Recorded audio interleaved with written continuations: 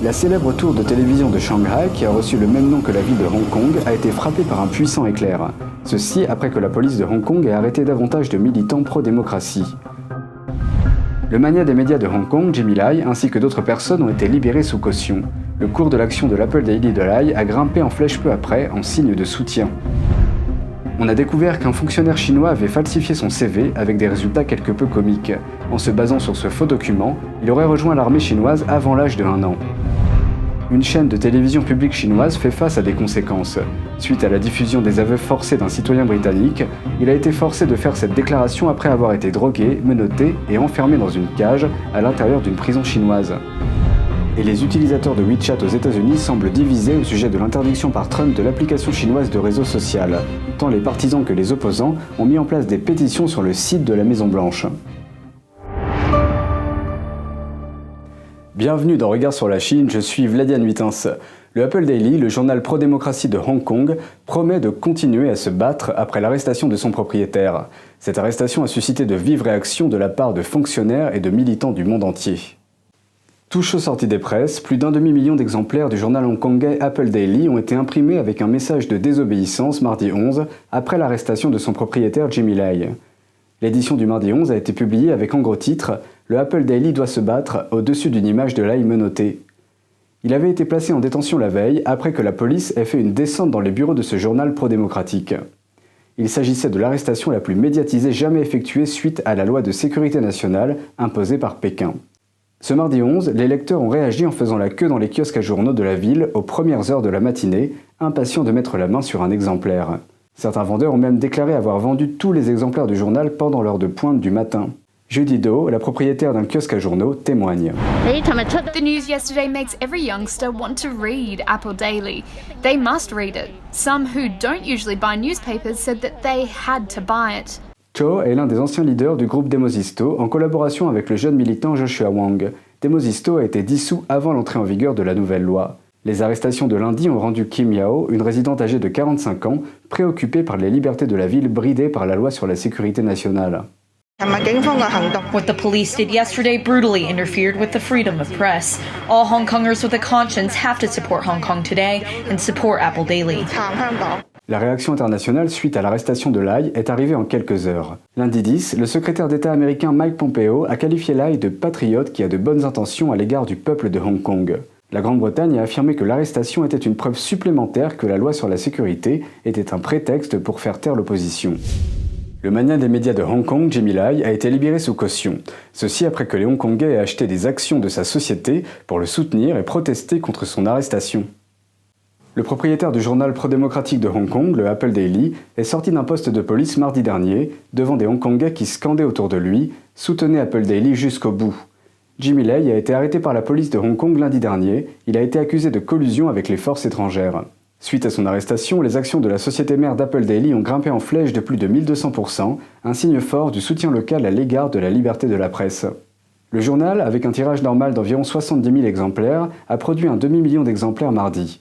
La militante de Hong Kong, Annette Cho, qui a également été arrêtée lundi en conséquence de la loi sur la sécurité nationale, a été libérée sous caution. C'est la 4e fois que cette jeune femme de 23 ans est arrêtée. Elle a déclaré que c'était la plus effrayante de ses arrestations, ajoutant que son passeport avait été confisqué par la police. Cho a qualifié son arrestation de persécution et répression politique. It's very obvious that the regime and the government is using the national security law to suppress political dissidents. And this kind of situation would not only happen on me, but will happen on more and more Hong Kong people in the future. Plus tard, dans la même soirée, la célèbre tour de télévision à Shanghai, la plus grande ville de Chine, a été frappée par la foudre lors d'un violent orage.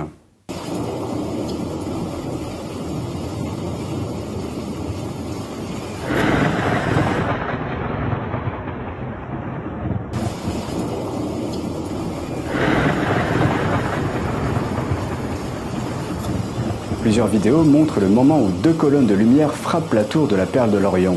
À l'intérieur de la tour, 9 programmes radio FM et 19 programmes TV sont diffusés, parmi eux 12 programmes de CCTV, le plus puissant média du régime. Par coïncidence, la tour a reçu le même nom que la ville de Hong Kong. Son nom est Perle de l'Orient, tandis que Hong Kong, étant donné son statut de centre financier mondial, a reçu le même surnom. Malgré les preuves fournies par la vidéo, le département de la gestion de la tour de Shanghai a nié que le bâtiment ait été touché et a préféré dire aux médias que les images de l'immeuble touché par la foudre sont simplement dues à l'angle de caméra d'où elles avaient été prises. Selon les archives officielles, la tour aurait pris feu il y a 10 ans après une série d'orages. Nous nous tournons maintenant vers une autre forme de corruption en Chine. Il est fréquent que les fonctionnaires soumettent des CV falsifiés car ils jouent un rôle essentiel dans la sélection pour les promotions. Parfois, les résultats sont intéressants. Cette semaine, le CV de Guo Youyang, ancien vice-président du comté du Parti communiste de la province du Sichuan, a été diffusé sur les réseaux sociaux chinois. Son CV sur Baidu montre qu'il est né en 1970 et qu'il aurait rejoint l'armée la même année. Il est aussi marqué qu'il a rejoint le Parti communiste en 1973. Cela signifierait donc qu'il aurait servi dans l'armée avant de fêter son premier anniversaire, et qu'il serait devenu membre du parti à l'âge de 3 ans. En continuant dans ce sens, il aurait rejoint l'académie militaire à 5 ans, aurait obtenu son diplôme et serait devenu fonctionnaire de l'armée à 9. Après que son étrange CV soit devenu viral sur le web, Baidu a supprimé son anniversaire et les informations de son CV entre 1970 et 1979. Mais il demeure tout de même une information qui remonterait à ses 14 ans, c'est-à-dire à l'époque où il serait supposément devenu fonctionnaire d'une branche du parti au niveau d'un district. Une enquête sur Guo pour corruption a été lancée en 2017.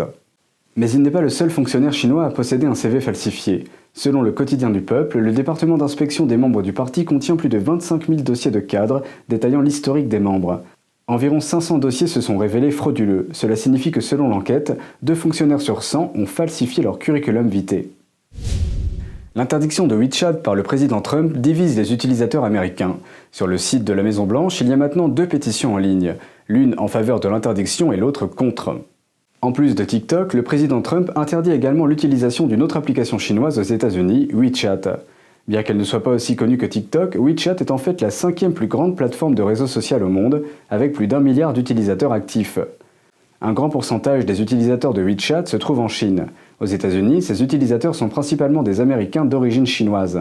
Mais le public semble maintenant divisé sur la question de savoir si les plateformes doivent être autorisées ou non. 2 pétitions sont apparues sur le site de la Maison-Blanche. L'une est favorable à l'interdiction, tandis que l'autre s'y oppose. Toutes 2 ont recueilli des dizaines de milliers de signatures. Le groupe qui s'oppose à l'interdiction invoque le désagrément de devoir contacter des familles en Chine sans WeChat. Il n'a pas mentionné les risques de surveillance qui accompagnent l'application. La Maison-Blanche affirme que WeChat pourrait mettre les informations personnelles de ses utilisateurs entre les mains du Parti communiste chinois. En effet, la loi chinoise stipule que toute entreprise doit fournir des données si le Parti communiste l'exige. I understand some overseas Chinese people have this kind of need, but the thing is, if you can't adapt to America's free society, where individual privacy is protected from invasion, then you can just go back to China. Le groupe qui soutient l'interdiction dit que WeChat est soumis à la volonté du Parti communiste chinois, ajoutant que l'application a aidé le régime à désinformer et à laver le cerveau des communautés sino-américaines. WeChat est plus qu'une simple application de réseau social. Au cours de la dernière décennie, elle a évolué pour devenir une plateforme médiatique à part entière et sert maintenant de source d'information principale pour de nombreux Chinois d'outre-mer. Mais le contenu de la plateforme provient principalement de sources d'information basées en Chine, qui sont soumises à la censure chinoise et reflètent souvent la propagande du parti. Ce lundi, la police de Hong Kong a arrêté Jimmy Lai, magnat des médias pro-démocratie, pour de soi-disant crimes en application de la loi sur la sécurité nationale. La recherche du nom de Lai sur WeChat donne également des résultats surprenants. Sur les 20 premiers articles, 16 d'entre eux le qualifient de responsable du chaos à Hong Kong. Outre le contrôle des informations, WeChat a aidé le régime chinois à dissimuler la pandémie de coronavirus. Le docteur Li Wenliang, qui a dénoncé la situation, en est un exemple éloquent. En décembre dernier, avant que les autorités chinoises n'admettent l'existence de la dangerosité du virus du PCC, Li a tenté d'avertir ses amis des dangers qu'il représente au sein d'un groupe WeChat. 4 jours plus tard, il s'est retrouvé dans un poste de police local. Il y a été réprimandé, accusé d'avoir répandu de fausses rumeurs sur Internet. Il a ensuite attrapé le virus et est mort en février dernier. Sa femme, alors enceinte, a réussi à survivre.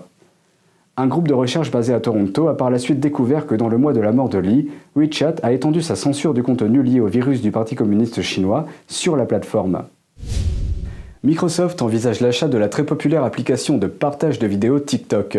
Cette décision s'inscrit dans le cadre des préoccupations de sécurité entourant sa société mère ByteDance, une entreprise technologique basée à Pékin et en lien avec le régime chinois. L'application pourrait représenter un risque pour la sécurité des Américains en raison de la possibilité de censure des informations et de la potentielle récupération des données personnelles des utilisateurs par le Parti communiste chinois. Le président Trump a fixé à septembre la date limite pour l'acquisition de TikTok par une société américaine, faute de quoi elle risque d'être interdite aux États-Unis. En ce moment, Microsoft est considéré comme le premier concurrent pour l'achat de l'application. Mais les experts ont soulevé des questions concernant les liens du géant technologique américain avec la Chine. Le fondateur de ByteDance a travaillé pour Microsoft. Selon Microsoft, sa filiale la plus complète et le plus grand centre de recherche et de développement en dehors des États-Unis se trouve en Chine. Microsoft a également été récompensée en 2015 comme l'une des entreprises les plus innovantes de Chine. Elle a également été saluée comme l'une des entreprises qui redessinent l'économie chinoise. Un avocat du cabinet américain Will Auslander et le coprésident de la cybersécurité du cabinet Scott Watnick ont déclaré à Epoch Times que Microsoft était présent en Chine depuis 1992. Il déclare « Microsoft jouit d'un statut spécial en Chine car c'est la seule entreprise occidentale que la Chine autorise à exploiter un moteur de recherche et un réseau social sur son territoire, Bing et LinkedIn ». M. Watnick s'interroge sur l'intégrité des entreprises américaines qui travaillent avec la Chine. Il appelle ce marché un marché faustien, en référence au protagoniste de la pièce allemande qui conclut un marché avec le diable. En effet, Watnick affirme que l'accord donne à Microsoft l'accès au marché chinois, lui permettant ainsi de réaliser des milliards de profits. Mais cet argent a un prix. En échange, l'entreprise doit se plier aux exigences de Pékin en matière de censure gouvernementale, de limite à la liberté d'expression et de l'utilisation des données des utilisateurs de ces plateformes en ligne. Parmi les entreprises qui ont considéré que ces exigences étaient excessives, on trouve Google qui s'est retiré de Chine en signe de protestation contre la censure et le piratage informatique. Le conseiller de la Maison-Blanche, Peter Navarro, a évoqué des préoccupations similaires. Il a déclaré à CNN que l'Armée populaire de libération du régime chinois utilise Microsoft. Il a ajouté que si Microsoft veut TikTok, les dirigeants pourraient envisager de se séparer de la Chine. L'organisme français de surveillance de la protection des données CNIL déclare mener des enquêtes préliminaires sur TikTok. L'organisation a reçu une plainte contre l'application chinoise de partage de vidéos en mai. L'enquête concerne le devoir d'informer les utilisateurs de leurs droits, le flux de données sortant de l'Union européenne et la protection des mineurs. TikTok déclare qu'elle coopère à l'enquête. L'application fait déjà l'objet d'une enquête sur des questions de protection de la vie privée par les autorités des États-Unis, de l'Union européenne et des Pays-Bas. Le CNIL fait partie d'un groupe de travail récemment créé par l'Union européenne sur TikTok. Il examine l'arrivée de TikTok sur les territoires et élabore la manière dont il sera réglementé. Depuis 2013, les entreprises chinoises ont accès à la bourse de New York, au Nasdaq et à d'autres bourses sans se conformer pleinement aux règles comptables de la loi Sarbanes-Oxley. Ces règles protègent les investisseurs américains contre les mauvais investissements dus à des informations financières erronées. Cette concession a été faite dans un protocole d'accord sous l'administration Obama. Elle permet aux entreprises chinoises de refuser de remettre leurs livres d'audit afin de protéger la sécurité nationale. Le protocole a été signé il y a 7 ans par le Conseil de surveillance de la comptabilité des entreprises publiques, ou PCAOB. Le PCAOB a lui-même admis que les régulateurs fédéraux ne peuvent pas garantir que les données financières fournies par les entreprises chinoises soient correctes. Dans une déclaration récente, le PCAOB a déclaré « Malheureusement, depuis la signature du protocole d'accord en 2013, la coopération chinoise n'a pas été suffisante pour que le PCAOB puisse obtenir en temps utile les documents et témoignages pertinents nécessaires à l'accomplissement de notre mission, conformément aux principes fondamentaux identifiés précédemment, et les consultations dans le cadre du protocole d'accord n'ont pas permis d'apporter des améliorations. » Les investisseurs mondiaux, y compris les Américains, ont ainsi dû faire face à des investissements potentiellement risqués, s'élevant à près de 2000 milliards de dollars. Plusieurs entreprises chinoises ont reconnu avoir fabriqué des données sur leurs revenus. Pékin a sanctionné 11 citoyens américains, dont les sénateurs Ted Cruz et Josh Hawley. Ces derniers ont dénoncé ouvertement les actions du régime chinois à Hong Kong. Les nouvelles sanctions viennent après que les États-Unis aient sanctionné des fonctionnaires de haut niveau de Hong Kong, y compris Carrie Lam. Maintenant, les banques américaines sur le territoire suspendent les comptes des clients qui sont maintenant sanctionnés. La Citibank et la Standard Chartered intensifient leur examen des clients de Hong Kong après que les États-Unis aient sanctionné 11 fonctionnaires hongkongais et chinois. Selon Bloomberg, la Citibank commence à suspendre les comptes liés à certains de ses fonctionnaires et Standard Chartered a déjà suspendu l'ouverture de nouveaux comptes pour les personnes figurant sur la liste. La semaine dernière, le président Trump a sanctionné la chef de l'exécutif de Hong Kong, Carrie Lam, ainsi que 10 autres personnes, en réponse à la loi de sécurité nationale de Pékin qui a été imposée à Hong Kong. Les prêteurs occidentaux sont désormais prudents dans leurs transactions commerciales à Hong Kong et en Chine, et les prêteurs chinois sont vulnérables parce qu'ils ont besoin de dollars américains. Les sanctions empêchent les banques de faire des affaires avec les fonctionnaires pénalisés, et elles gèlent les actifs et les biens qu'ils possèdent aux États-Unis. En représailles, la Chine a imposé des sanctions à 11 Américains, dont des législateurs et des dirigeants d'organisations qui critiquent les violations des droits de l'homme commises par le régime chinois. Les banquiers des États-Unis et de Hong Kong tentent maintenant de trouver un moyen de concilier les deux lois et d'éviter des conséquences fâcheuses. Les contrevenants aux nouvelles lois risquent de se voir infliger une amende ou de perdre leur licence d'exploitation. Les banques internationales qui opèrent en dehors des États-Unis ne seront pas touchées tant qu'elles n'aident pas les fonctionnaires sanctionnés dans leurs transactions en dollars américains. L'indice Hang Seng de Hong Kong a chuté de 0,6% lundi 10 pour clôturer à son niveau le plus bas depuis 6 semaines. Il est en baisse de 14% cette année. Le régulateur des médias britanniques est en train de décider d'une sanction pour la télévision d'État chinoise opérant en Grande-Bretagne. Elle a diffusé les aveux forcés d'un citoyen britannique qui avait été drogué, menotté et enfermé dans une cage pendant sa détention dans une prison chinoise. Notre correspondante britannique, Jane Werrell, nous a envoyé ce reportage depuis Londres. Le China Global Television Network est désigné comme un agent étranger aux États-Unis. Le réseau télévisuel chinois a choisi Londres comme plaque tournante d'une expansion européenne planifiée en s'installant en 2018 dans les bureaux de l'ouest de la ville. Mais ces projets d'expansion pourraient bientôt être interrompus. En juillet, l'organisme britannique de surveillance des médias, Ofcom, a jugé que le réseau avait gravement enfreint les règles liées à la diffusion lorsqu'il a diffusé une vidéo du citoyen britannique Peter Humphrey faisant des aveux sous la contrainte depuis une prison en Chine. Notre correspondante lui a demandé ce qui s'était passé. Lenses of all these cameras are pointing through the bars of the cage at me, and I'm dopey because I've been given this sedation pill 45 minutes before.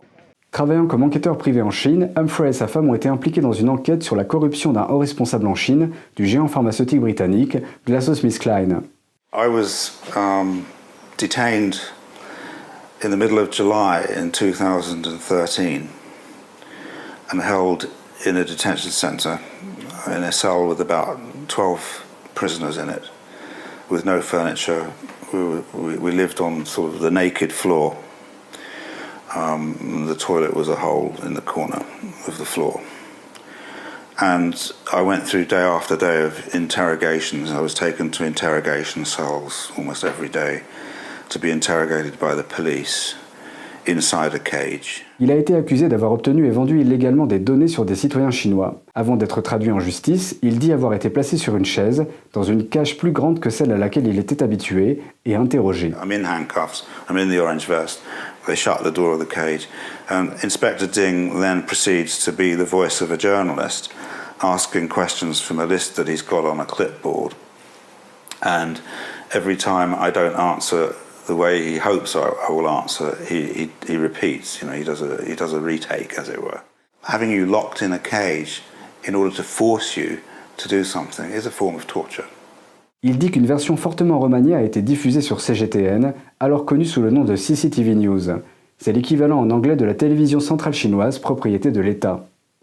L'Ofcom a conclu son enquête en juillet et décide maintenant des sanctions à imposer à la chaîne CGTN. D'autres enquêtes sont en cours sur la CGTN concernant des aveux diffusés, une plainte d'Angela Gui, au nom de son père Gui Minhai, un libraire de Hong Kong, et une autre de Simon Cheng, ancien employé du consulat britannique, qui dit avoir été forcé d'avouer avoir sollicité des services de prostitution. Idea that you film a witness under duress giving a statement without their consent is incredibly serious, and also potentially allegations of some form of torture. Do that once is very serious. To have that 3 times, if proved guilty, is very, very serious. Ofcom will undoubtedly consider a fine. My best estimate is that it would be in 6 figures. They may even consider revocation of licence. Reports show that CGTN just rehired a former Ofcom director, Nick Pollard. He had quit because of concerns over the channel's coverage of the Hong Kong protests, which Ofcom found broke UK rules of impartiality. Peter Humphrey a également porté plainte pour une vidéo diffusée par la CGTN en décembre dernier, dans laquelle il a été l'objet d'attaques. Cette plainte a été déposée après qu'une fillette de 6 ans ait trouvé un mot dans une carte de Noël fabriquée en Chine qui mentionnait Humphrey. This message was basically a plea for help from foreign prisoners in Qingpu prison in Shanghai, and it said please contact human rights organizations and Peter Humphrey at ft.com. I think the prisoners were aware of the fact that I had done a little bit of work for the FT. C'était la prison dans laquelle Humphrey avait été incarcéré. Après que le père de la jeune fille soit entré en contact avec lui, il a écrit plusieurs articles pour le Sunday Times, interviewant d'anciens prisonniers. And of course went ballistic over this. They accused us of fabricating the story. CGTN launched an attack against me, which was basically a half-hour-long character assassination, trying to trash my integrity. Encore traumatisé par son séjour en prison, il dit que son but est maintenant de réparer les torts commis contre lui et sa famille et d'aider d'autres personnes dans une situation similaire. Et c'est tout pour aujourd'hui, merci d'avoir suivi Regard sur la Chine, on se donne rendez-vous demain pour une prochaine émission. N'hésitez pas à vous abonner à la chaîne YouTube, à commenter ou à liker notre page, très bonne soirée et à bientôt.